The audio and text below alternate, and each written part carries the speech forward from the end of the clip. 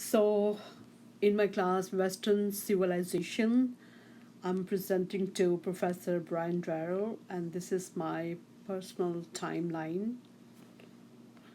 And this is the picture of my grandfather, Mr. Theophil Jalaldin. He was a participant in the World War II. In the background, I would like to tell that my home country is Pakistan and Islamic State, and British ruled over the subcontinent of India for 200 years, from 1858 to 1947. In 1947, subcontinent was divided into Muslims and Hindus, and Muslims were given Pakistan and Hindus were given India.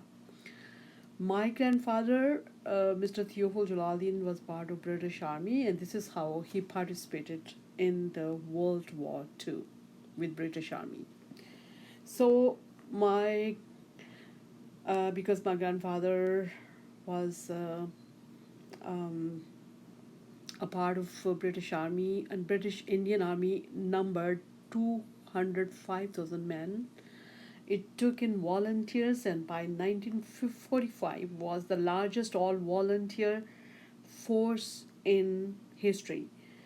These forces included tank, artillery, and airborne forces. The British Indian Army fought in Ethiopia against the Italian army, in Egypt, Libya, Tunisia, and Algeria against both the Italian and German army. My grandfather was among ones who fought against Germany and was awarded with a medal. So I remember him telling us about how he fought against Germany, and he also used to tell about his medal. And I don't remember anything about the medal, but this I remember that he used to tell us that I have got like gold medal. So his when I was trying to find out from Google, so I found these were the kinds of medals at that time they were given to the British Indian Army, and Victoria Cross was the medal which was given to them, but I'm not sure about um, which medal was given to my, but golden medal he used to tell us. That is what I remember. And this is the flag of British and India together when British were ruling over India. So Christianity was the third largest religion after Hinduism, and Islam is in the subcontinent of India. Thomas the Apostle and Bartholomew the Apostle are supposedly reached there, and Christian communities were established in India. I thank God my grandfather was a born Christian. During their rule, British opened opportunities for evangelists to evangelize in the subcontinent. So, as my grandfather told us, they were asked by the British Army to which place they want to visit after the war was over. My grandfather wished to visit the holy places in Jerusalem, and he was taken there.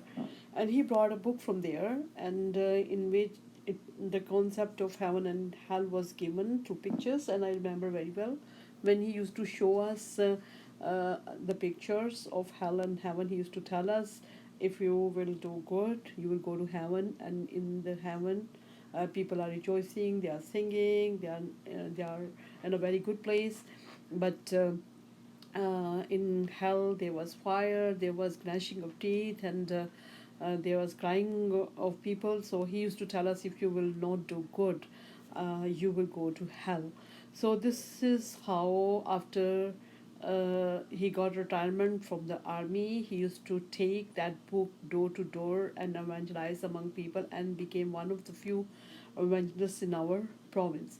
So my grandfather and my mother, I'm sorry, mother and my father, they were very good Christians because of my grandfather's devoted life to Christ.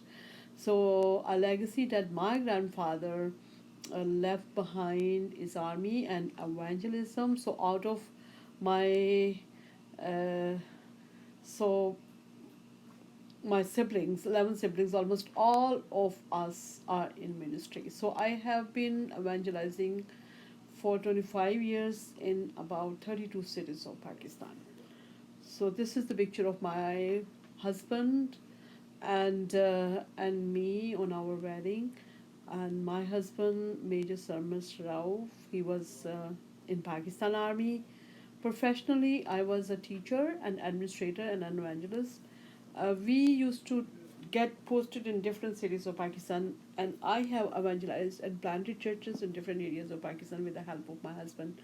He was a very good singer, and he was a very devoted person to God, and he he was a very good singer also, and he could play the piano very well, and he used to lead my choir, and this I used to share the word of God and everything, and this is how he was a big help to me in doing the work of God, and thank God that in those times when we were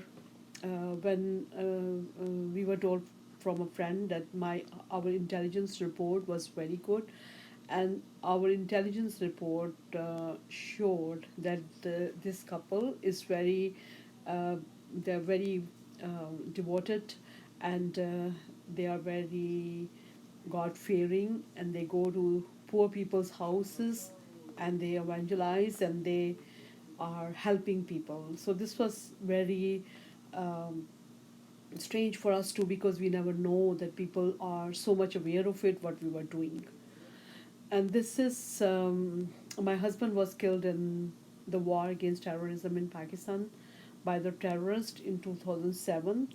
They told him to convert to Islam, and upon refusal he became a martyr, not only for his country but for Christ also. So after 1 month of his death, I started to evangelize again. That was a very hard time for me, because for me to accept it that I'm like a servant of God, and my husband can be taken, like God. It was of course God's will, but that was very hard.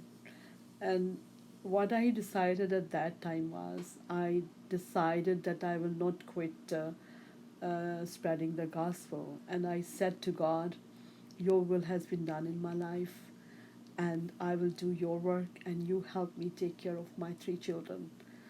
And this is how I've been to many cities of Pakistan, and I evangelized in 32 cities, and God took a very good care of me and my children. And my niece weds to a U.S. Army officer. We are serving in the country, and we are almost 15 members of my family in this group. They are, serving the Lord, and this is how I connect my story with the history. And textbook 32 and chapter 31 and 32 tells about World War II. And this is my presentation. Thank you so much.